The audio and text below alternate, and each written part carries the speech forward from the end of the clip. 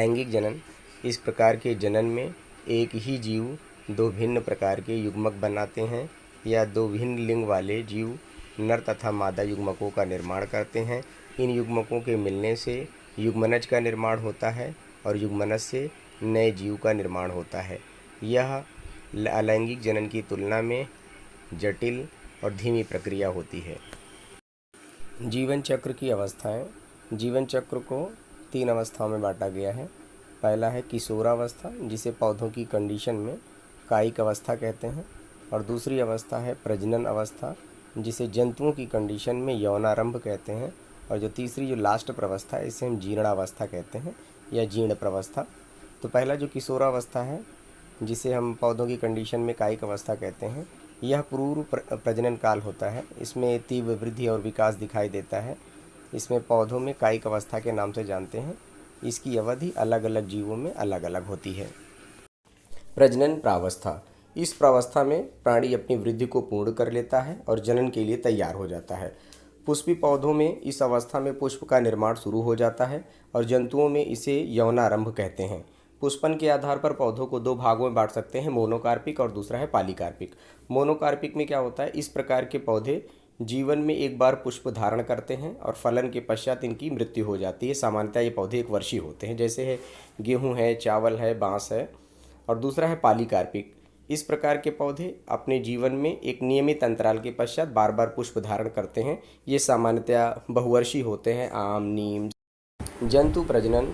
प्रजनन के आधार पर जंतुओं को 2 भागों में बांटा गया है, मौसमी प्रजनक सीजनल ब्रीडर, दूसरा है सतत प्रजनक कॉन्टिन्यूअस ब्रीडर।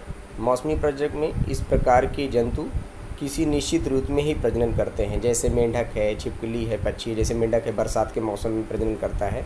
दूसरा है सतत प्रजनक। इस प्रकार के प्राणी जिनके प्रजनन पर मौसम का विशेष प्रभाव नहीं पड़ता है और ये किसी भी मौसम में प्रजनन की क्रिया कर सकते हैं, जैसे मनुष्य है, चूहा है, खरगोश है आदि। प्राणियों में प्रजनन चक्र। मादा प्राणियों में 2 प्रकार के प्रजनन चक्र पाए जाते हैं। पहला है ऋतु चक्र या इसे आवर्त चक्र भी कहते हैं। प्राइमेट्स, बंदर, लंगूर, मनुष्य आदि में ऋतु चक्र की घटना होती है।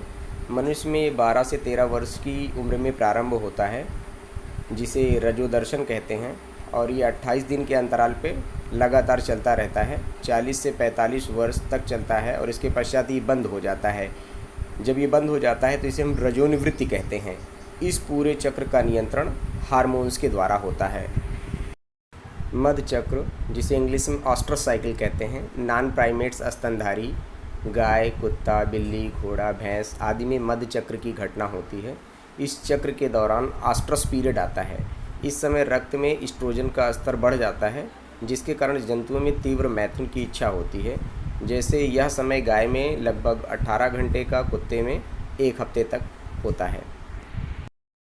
जीर्णावस्था। प्रजनन अवस्था के बाद जीवों के शरीर के अंगों एवं ऊतकों के कार्य करने की क्षमता कम होने लगती है। रोगों की उत्पत्ति एवं अनियमितताओं के कारण बाद में उनकी मृत्यु हो जाती है। यह अवस्था जीर्णावस्था कहलाती है।